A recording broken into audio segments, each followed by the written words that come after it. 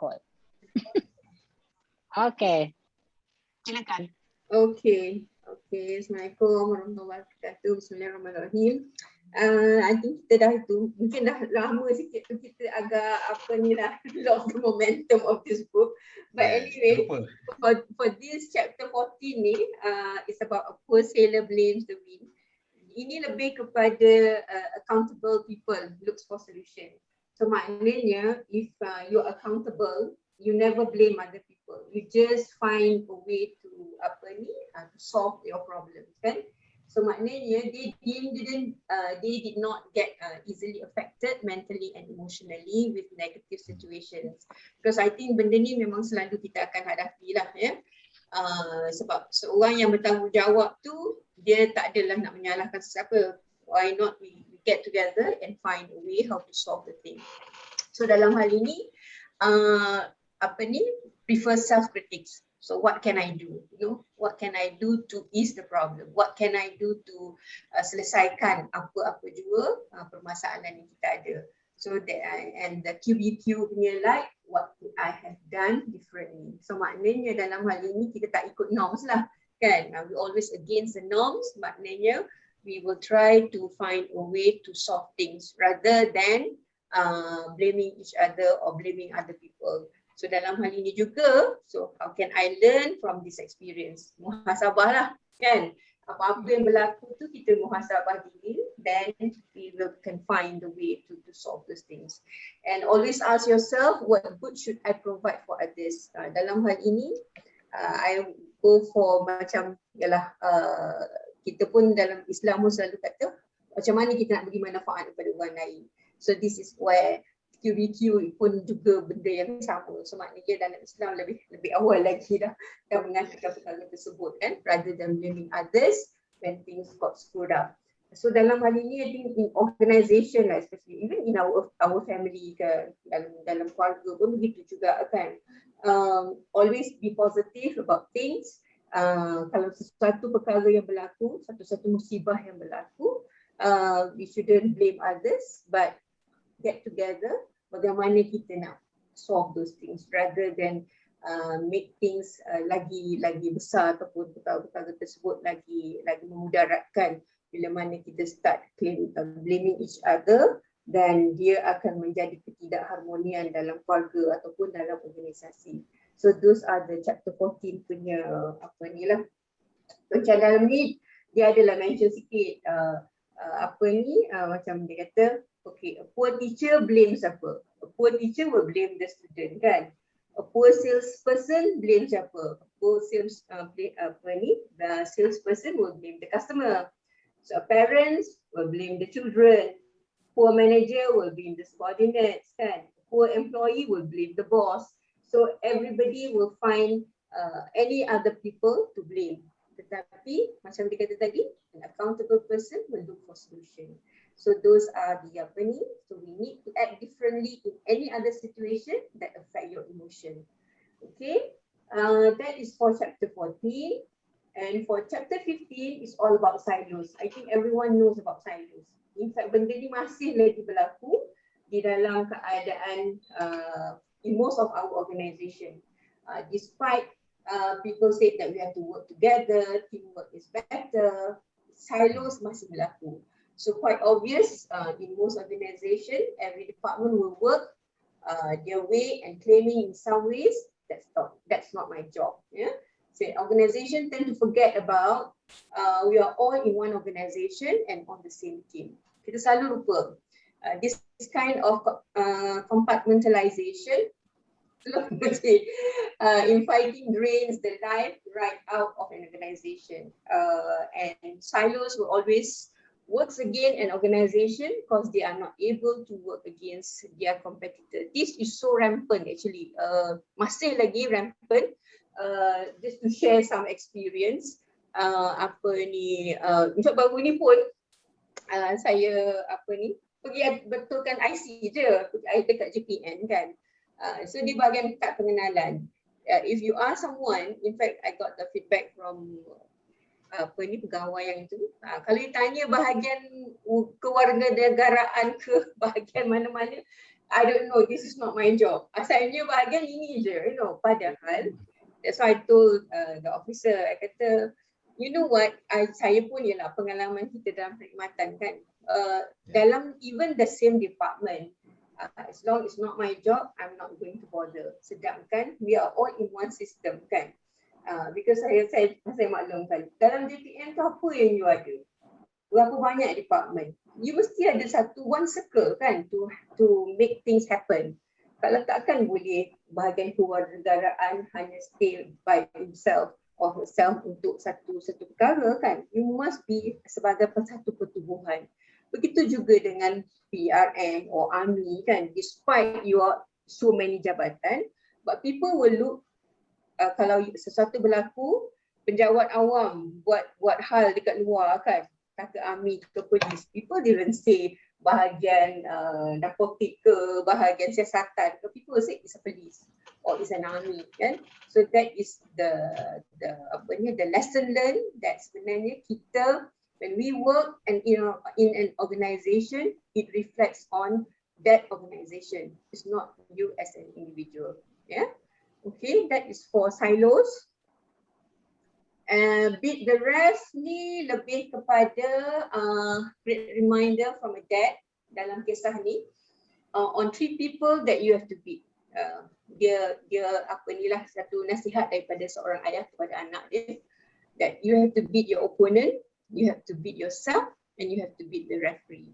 So apa yang dimaksudkan, obviously dia kata your competitor is your opponent. Yourself means your fear. So towards anything you encounter, and the referee means everything around you that could be the barriers for you to succeed. So dalam hal ini, opponent tu ya kita tahu siapa, but the fear tu selalunya, contohlah saya pun juga kan, ketidakkeyakinan kan, that can also be apa ni orang kata, that something that you have to beat them. Because kalau kita start we fear about ketidakkeyakinan for anything about ourselves, then we cannot succeed. Dan dalam sini referee ni, it means everything, your environment, the people around you. Yang itulah the barriers yang selalunya menjadi barriers to you to succeed. Yeah. So the best approach here is to work hard and do not focus on complaints. So forget about whatever things yang tak relate dengan kita. About things beyond your control. So dalam ni dia kata anything that beyond your control, forget about it. You ignore it because dia kata how can I let go what I can't control? Because you cannot control the system outside there. You cannot control the peraturan-peraturan yang ada di luar. Kalau katakan kita nak buat sesuatu perkara, maknanya yang mana within kita punya control, then we do the best. Tapi if it's without not within our control, kita just ignore ataupun kita just play by the situation. Tapi jangan jadikan perkara itu orang kata sehingga menyebabkan kita tak boleh berjaya. Sebab bila kita terlalu memikirkan what's around us, then we start fear ourselves dan menyebabkan that is also another one barrier di dalam kita nak succeed. Yeah? Okay, that is the beat the referee. Okay, on chapter 17. Kejap, terus kejap. Ira. Ya, Datuk. Kami petang ni kami tak jadi buat coaching sebab klien yang meja cakap tu dia tak sihat, tiba-tiba tak sihat. Jadi kita ada buat discussion tadi. Kita discuss tentang apa yang kita nak cakap. Yusri kata ada 14 weeks. Kita ada discuss sikit, tapi nanti saya akan sediakan secara ringkas lah apa outline tu saya akan sediakan, dan kita akan sediakan question kepada Yusri untuk setiap seorang pada kita jawab lah nanti untuk program yang Yusri akan buat tu. Secara ringkas lah saya brief Ira apa yang berlaku tadi, and then we decided to continue with QBQ ni. Oh, okay. Oh, that's good. Jadi yang klien tu kan macam mana dia kemudian dia akan ikut sesi lain ataupun Mungkin Tak tahu macam mana meja? mana? Macam mana? Saya tak further communicate lagi. Just saya cakap okey tak apa, akak rehat dulu. Semoga cepat sembuh macam tu je lah. Tak apa, nanti saya akan follow up tanya macam. Kalau dia perlu coach kan tuan, boleh juga saya WhatsApp dia, boleh cari masa lain kan. I mean taklah semestinya hari Ahad. Jadi mungkin saya atau Datuk Ros boleh Zoom dengan dia bila-bila tuan. Kalau Okey, tak apa, nanti saya akan communicate dia. Kalau dia okey, dia nak, saya akan bagi. Saya cakap lah, saya punya klik akan contact dia ke macam mana lah. Kalau dia kata okey, dia saya okey, no problem insyaAllah. So nanti saya atau Datuk Ros boleh contact dia bila-bila, kami boleh Zoom bila-bila lah. Bantu kat dia lah. Okey. So yang lain-lain kalau free tu nanti beritahu kita, jadi kita boleh join lah kalau memang mana yang free lah. Kan? Okey. Boleh. Kita terus buat recording nantilah. Itu je lah Ira secara ringkasnya. So sekarang kita dah sampai ke chapter 16. Wow. Daripada kita start daripada 14. Start pada 14. Tak adalah banyak sangat jauhnya. Tak adalah banyak. Baru start 14. Tak apa. Nanti Ira boleh tengok recording nantilah. Okay. Alright. Okay, sambung. Okay, sambung. Okay, the ultimate QBQ call here dalam chapter 16 ni, dia kata dia, how can I let go of what I can't control. So maknanya kita kena ignore the people and circumstances around you and work hard to be succeed lah. It means that you need to let go things or people that you are not able to control. So dalam hal ini kita jangan fikir sangat laku orang kata kan. So then you can move forward, then kita akan lebih percaya. Okay, who drops the ball ni? The author highlighted on the situation on the grumpy flight. Yang ini biasanya lah, flight delays, steamy and crowded cabins. Ini merupakan the scenario dia mention dalam this chapter about dalam situasi a grumpy flight. Dalam flight yang delay kan, so orang ramai, people being assigned on the same seat, tension lah, banyak lah bila jadi macam tu. However, the cerita by this author, the flight attendants Bonita ni make a better choice. Rather dia pun jadi crash because of the situation, but she decide otherwise, by keeping her work spirit high. So dalam keadaan itu, she managed herself very well. I think she put herself in a coach state and entertaining the people on the flight with great smile and fun. So I think kita pun pernah lalui, kalau kita pernah dalam flight pun kan, ada ketika tu kan, kita can see some of the flight attendants too, they are very nice despite the situation is tense, but they make it. So these are the things. So untuk kita pun, the QBQ question is that, what can I do right now to make a difference? Again, we always make a difference in a situation, no matter what the situation is. For this case, dalam case flight ni, Bonita make a difference for everyone, with a smile, the personal accountability, to change the world, one choice at a time. Azan kat mana tu? Dekat Mekah. Nanti kita mute. Kita mute kan meja kejap.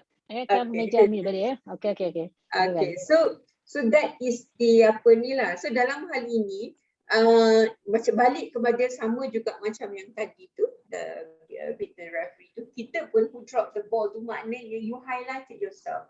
What difference can you make in a situation when there's a tense there, Kalau in organisation pun, kita jangan ikut lah, maknanya you can really manage your state. To me, this is how you manage your state. Dalam keadaan yang tense, but people, there's always a person that can make a difference. So this is what the choice made by Bonita is to make a difference. So everyone is happy because of her smile, because of the way she treats all the those people dalam cabin flight tu, menyebabkan suasana yang tense tadi tu telah toned down and everybody maknanya manage lah dalam keadaan yang tersebut. So these are about who dropped the ball. Okay, chapter 17. Okay, chapter 18, it's about ownership. Yang ini selalu kita apa ni, the importance of ownership in an organisation. Ownership ni bukan saja kalau company, ialah orang yang owner tu dia mestilah berusaha keras sebab itu dia own the thing. But in the organisation, kalau dalam perkhidmatan awam pun, if you honor that you punya kerja tu, you know, if you honor your work, then you will do all out to make it happen ataupun all out to deliver it in a successful way. But apa yang kita tengok sekarang ni, banyak because kita just do, katakan kerja hakiki kita apa, dan kita hanya buat kerja, tetapi apa nak jadi pun kita couldn't be bothered because I think as far as I'm concerned, I've done my part. Itu kebanyakan yang kita nampak lah dalam most organisation.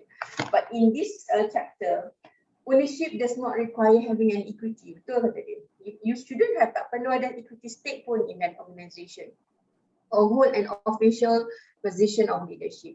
Ownership is all about personal accountability. Maknanya tanggungjawab kita lah, amanah kita, how integrity we are in its purest form, and the commitment, lebih pada commitment. The commitment kita give to every area of our life. So the author defined ownership as a commitment of the head, heart and hands to fix the problem and never again to fix the blame, you know. So dalam hal ini macam kita kata contoh lah, saya pergi dalam perkhidmatan awam pun, kita dalam perkhidmatan awam, tapi saya rasa in most organisation pun macam tu juga kan. Macam kita kata okay, our tanggungjawab at one time kita kena dapatkan balik pinjaman daripada pelajar-pelajar. But then if we feel that is an ownership, tak kira lah bukan duit kita pun, it's the government money, tapi sebab kita diamanahkan untuk mendapatkan balik pinjaman tersebut, so we have to go all out to help the government. Ataupun kita dah tahu dah with this kind of macam pelajar, at one time I really put a stop lah kan, pelajar asyik nak lanjut. Walaupun actually they can finish dia punya term tu dalam masa tempoh 4 tahun, katakan first degree. Takkan you drag sampai 6 atau 5 hingga 6 tahun. So we kata-kata tak ada, no more. After, kalau dia nak buat pelanjutan, I put half je. Kita boleh bagi half je. Ataupun kalau yang mana teruk tu memang kita tak bagi pun. So you have to carry on with your study without any penajaan. So bila kita buat macam itu, we save 1 tahun, we manage to save around 10 million. You bayangkan 10 million, we can use that money untuk bagi penajaan pada pelajar-pelajar lain. Rather than kita bagi penajaan tu, lepas tu kita lanjut dia, jadi dia tak ada sense of responsibility di situ. So kalau you dapat graduate on time, dan kita bagi lagi sort of macam penghargaan lah apa semua tu, just to make them happy dan sebagainya.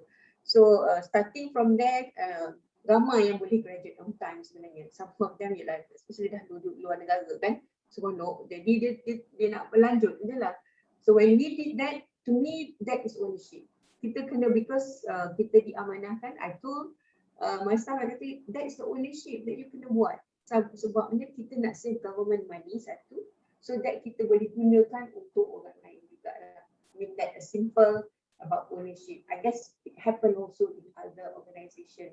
Adalah dia punya cara-cara yang lain. So dalam keluarga kita pun lah kena ada ownership in terms of jaga asetnya, jaga apa yang ada dalam rumah kita dan sebagainya. That's from my understanding on this ownership lah on chapter 18. Okay, next, the foundation of teamwork. I think this is self-explanatory.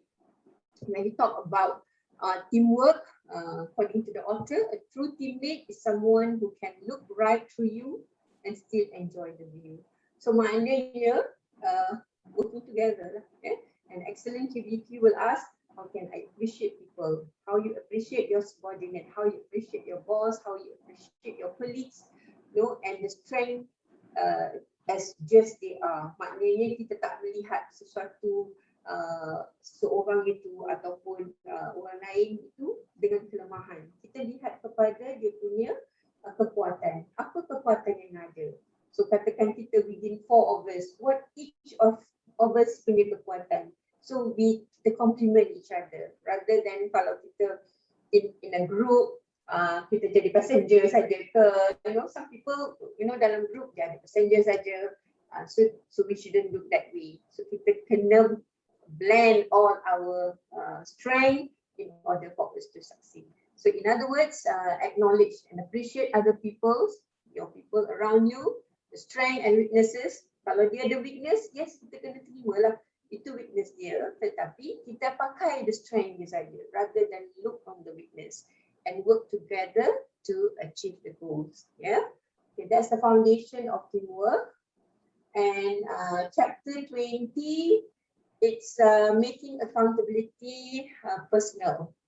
All QBQ contain an I. So di sini, no matter where you work, no matter where you are, personal accountability begins with me. So maknanya apa-apa perubahan come from us. It's from us. Kita tak boleh expect orang lain tu ubah sesuatu. Tapi if every of us really nak berubah, then the whole organisation will change. So that is making accountability personal to us. So the author highlighted 2 myths about accountability, holding others accountable. Macam kita kata, a manager are accountable on the management of an organisation. Secondly, it's about a team or a group. So kalau true accountability is about each of us holding ourselves accountable for our own thinking and behaviours and the results produced. So each of us ada kita punya tanggungjawab, amanah, integriti tersendiri, yang mana itulah yang kita akan contribute to the organisation. And we can't change others' circumstances, but we have a real control on our thoughts, our action. So balik kepada, if you are positive and makes a difference, we can always do that changes and be effective and successful. Tapi kalau we start looking others to make that difference, I think it's a bit difficult because we can't control other people. So macam kita belajar NLP, each of us ada our own map. So itulah yang akan berlaku kalau kita start nak change orang punya map. Sedangkan each of them ada dia punya own map. So this is what accountability personal tu contain with an I yang chapter ini menerangkan. So maknanya dalam hal ini apa-apa pun perubahan bermula daripada diri kita. So I guess that's until my chapter 20. That's it. Okay, Alhamdulillah. Okay, thank you Tok Ros. Okay, kita dah habis sampai chapter 20 and then lepas ni turn siapa ya? Yusri ya? Okay, Yusri you buat dah PowerPoint macam ni ke? Saya guna infografik. Saya tak buat PowerPoint. Oh, Okay. Saya nanti kalau lah PowerPoint. okay, tak apa. Nanti you buat maknanya presentation you buat nantilah presentation. Ya. Yeah. You tak nak satukan dengan yang ada ni ke? Oh, nak satu ke? Nak satu nanti saya sebab ada lagi 2 chapter saya tak berhenti. 2 chapter lagi tinggal. 2 chapter. Tak apalah kalau gitu, tak apa. You do on your own. Nanti later kita share lah semua pun boleh juga. Right. Kan? Boleh. Okay. Jadi nak kontrol lah. Tak, maksudnya tak apa. kita kasi bagi kat Toti nanti akan share. Macam tu. Ya betul. Saya akan share lah. Boleh. Nanti siap saya bagi. Tak, kalau you nak buat, tak apa, no problem. Saya sebab dah ada kan, saya buat lah. Tapi kalau you rasa sendiri, saya jadikan you co-host, then you can do on your own. You boleh control. Boleh. Whatever way you feel like it lah. Saya tak apa, saya okay je. So kita dah habis. Yusri sampai chapter 21 sampai 29. Okay, 29. So saya 30 sampai habis kan? Ya. Okay. So okay, kita nak discuss apa lagi lepas ni? Dah habis dah? Saya nak tanya Toti kata terus yang ingat. Apa selalu Haji cakap what make you different to make the difference? Macam mana? Macam punya ayat dah. Dia selalu cakap gitu. What is the different kan, how can you do differently to make a difference. Macam mana you boleh nak buat perkara yang berlainan untuk menghasilkan perkara yang berlainan. To me, you buatkan orang pening jugalah sebenarnya. Yelah. bukan aha moment sangat pun, tapi tak pula. Actually dia pakai ini apa ni, how to make an extraordinary things happen in organisation. Dia ambil the leadership challenge tu kan. How to make the difference. How can you make a difference to make a difference? How can you make a difference to make a difference? Yes. Kan? Macam pening je nak jawab soalan tu. Apa benda soalan ni? Bukannya kita memikirkan macam mana nak jawab. Kita nak memikirkan soalan tu. Tapi kan Dato' Ros, tadi teringat yang Dato' bagi tahu tadi yang tentang scholarship tu kan. Kalau orang yang contohnya lah staff government atau student lah pergi overseas, lepas tu dia extend dia punya study, scholarship tu pun dia extend ke Dato'? Ataupun dia bagi yang setakat diperuntukkan punya? Biasanya macam dulu, memanglah kita kalau kita tak extend, dia tak habis, dia tak graduate. So kita akan bagilah, biasanya kalau you extend more than 4 years, kita akan bagi macam, kita akan potong lah, instead of dapat 100%, kita akan bagi hanya 30%, contoh untuk dia maybe for another year, ataupun for every semester. Kita mungkin allowance buku masih ada lagi, tapi ada allowance tertentu lain-lain tu kita akan potong. At one time memang dia bagi je berapa tahun pun, memanglah kita tahu, especially like doctors, engineer, memanglah tidak semudah itu kan, especially macam dekat Jepun, dekat Germany.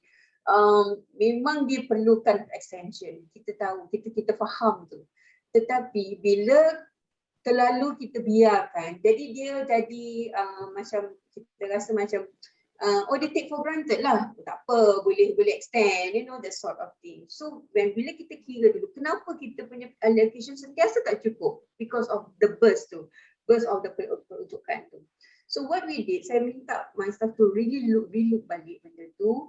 So bila kita kira balik, if you can graduate on time, that's what saya kata tadi, every year kurang-kurangnya, instead of normally yang extend ni tak ramai, biasanya 1 or 10% je pun selalu punya. Tapi ada sekali tu sampai 50% extend. Kita kata this is not right, ada benda tak kena ni kan. So bila kita tengok balik, kaji balik tengok, rupanya dia memang take for granted, dia ambil saja sunuk-sunuk kan, nak prolong dia punya stay dekat sana. Rupanya dia buat kerja lain. I mean macam di Germany, di Jepun, they can work. You can work in a company to get experience. One thing is good lah, saya tak nafikan. Tetapi at the expense of government money, tak boleh lah kan, kita anggap begitu. So I told them, this is not right. Tak ada integrity di situ. So what we did, for that particular year, bila kita tengok balik, rupanya kita boleh save around 10 million disebabkan pelanjutan tersebut. So kita tengok, kalau betul-betul dia memang ada masalah, dia tak boleh graduate, dan diperlukan baru kita benarkan. Kita bagilah 10% ke 20% ke apa tu. Tapi dia tengok, kalau first time punya extension, kita masihlah bagi lagi 30%. Tapi kalau dah 2-3 kali, kita hanya bagi 10% from the amount yang didapat. Kalau masih lagi tak dapat, langsung tak ada. You find your own. So dia pun tak kisah. Macam di Germany, you can work. Jadi dia tak apa-apa tu. Tapi when kita start having graduate on time, dan kalau tidak nanti you be penalized, ramai. The next year tu semua orang boleh graduate on time.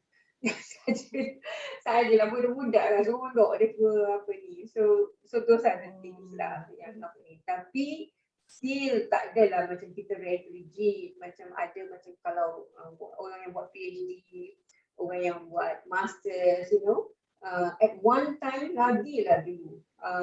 Memang tak ada control. Jadi dia bila dapat je extension, kita bagi. Sedangkan dia ada full scholarship satu. Yang keduanya macam those yang under perkhidmatan awam, yang pegawai, dia cuti gaji penuh. Cuti belajar bergaji penuh. Dapat pula lagi beasiswa. Kan? So kita kata beasiswa itu hanyalah to top up you punya bukan untuk you buat duit, you make money from that kan. So what they did, so apa yang kita buat, kalau dekat UK for PhD kita bagi 3 tahun aja, because most of dia punya PhD 3 tahun. Kalau di US ialah mungkin 4 years, sometimes 5 years lah. Tapi jaranglah yang ramai pergi ke sana. Yang dulu-dulu tu memang banyak. Tapi sekarang ni kita hadkan kepada dalam negara saja. So dalam hal ini bila extension kita bagi half aja. Kalau half, kalau boleh apa ni. Kalau tidak memang kita tak benarkan. Terus dia dapat gaji dia. Kalau yang buat masters dan PhD lah kan. Tapi for beasiswa agung yang mana kita pelajar-pelajar ni dia are all top student. Memang tak ada extension for pelajar beasiswa agung. Sebab dia dapat 50% more than semua orang punya beasiswa. So kalau katakan setahun dia dapat dalam apa ni 20,000, so dia dapat another 50%, which is more. So tapi dia tak boleh extend. If 3 years, 3 years. Mostly dia orang pergi ke UK lah. Sebab yang most top universities kan, beasiswa agung ni. So kita ada lah beberapa beasiswa. So basically it's like that lah. Itulah Ira. Okay. I dah tahu dah, dia mesti ada menimbulkan persoalan bila tanya tentang beasiswa. sebab memang Ira tanya tu sebab apa Ira? Ira ada dengar orang tanya ke apa? Tak, tadi saya terfikir trigger perkataan ownership yang Datuk Ros bagi tahu tadi tu. Dia macam kalaulah dia melambat-lambatkan dia punya graduate tu, jadi sebenarnya money yang extend untuk dorang tu boleh save orang lain lagi. Betul. Dia rasa macam kalau dorang extend scholarship tu diteruskan ke ataupun ada dia punya peraturan-peraturan, itu yang terfikir untuk bertanya dengan Datuk. Betul. Tapi itu benefits lah Ira. Macam saya dulu, saya buat masters dekat US. Anak saya 4 orang. Anak kalau bawah 13, government bagi allowance, tambang kapal terbang, business class lagi. And then sewa rumah, government bayar, allowance, itu scholarship semua ada lah. Memang gaji tu on, tapi gaji tu memang tak usik langsung. Memang best kalau dapat belajar overseas. Memang betul lah. Itu sebab kadang-kadang dia orang memang purposely tak nak habis on time. Sebab dia boleh jalan, satu US dia jalan. Itu saya tengok lah. Tapi saya itu sebab tak ada ownership lah kan di situ. ownership tu tak ada. Tapi ialah itu yang berlaku lah. That's right. Kalau Major unmute. You bawa family memang you untung. Macam I pergi seorang, my husband tak ikut. Betul. So I'm on as macam orang kata orang bujang punya itulah kan. Tapi for those yang with families, yes, they really benefit. Tambah pula ada anak pula yang below 12 ya, below 12 is lah. Below 13 rasanya, below 13 lah. Below 13. Anak I dapat lah tu. Tapi yang 2 orang lagi tu above 13, so kita kena bayar lah. Tambah kalau kita bayar sendiri. Tapi still boleh cover sebenarnya. Boleh cover. Banyak government bagi masa tu kan. Itulah. Itu the benefits lah. Itu sebab kadang-kadang bila tengok orang tak bersyukur ni, kita geram tau. Dia betul. That's why kata people dah bagi you a lot of things. Please graduate on time lah. Kenapa yang dia nak leka-leka lagi kan? Bagi peluang untuk orang lain sama kan? Betul. Tapi kalau dia graduate on time kan Datuk, lepas tu dia pergi cari kerja apa semua tu terpulang dia lah kan? Bila dia balik. Kalau macam kita dulu, kalau beasiswa kita bagi beasiswa, they have to work with the government. Tapi at one time, bila kita government dah tak boleh, dia tak terbuka dah kepada pekerjaan dah tak banyak. Terus kita pun dah around 1.5 million punya punya penjawat awam kan. Jadi kita make them untuk kita buka mereka boleh bekerja di luar, maknanya dia tak semestinya bekerja dengan kerajaan. Tetapi if the government call you for the job, macam katakan SPA call you, you kena bagi priority pada SPA for the government rather than pergi kerja itu. Unless macam doktor, especially doktor lah dulu doktor, that's why they want take for granted. These doctors ni, yang kes-kes sekarang ni, kenapa kita buat mereka dapat kontrak? Because kita nampak the tendency of doctors, bila dia balik, some of them ramai yang tak nak balik, especially yang kat UK, because dia dapat better job there, you know.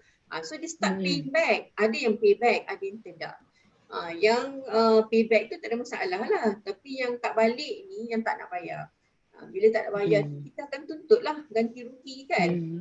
Tapi for those yang yang bukan doctors, they have to come back.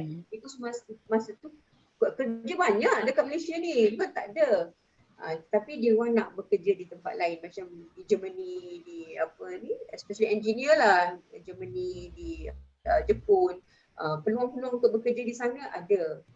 Jadi itu sebab kita minta balik lah ganti rugi tu, sebab dia orang tak nak bekerja kan. Tapi of late ni kita dah very relax dah, tak apalah, nak kerja mana pun kerja lah kan. Sebab kita tahu di Malaysia payah juga nak dapat kerja.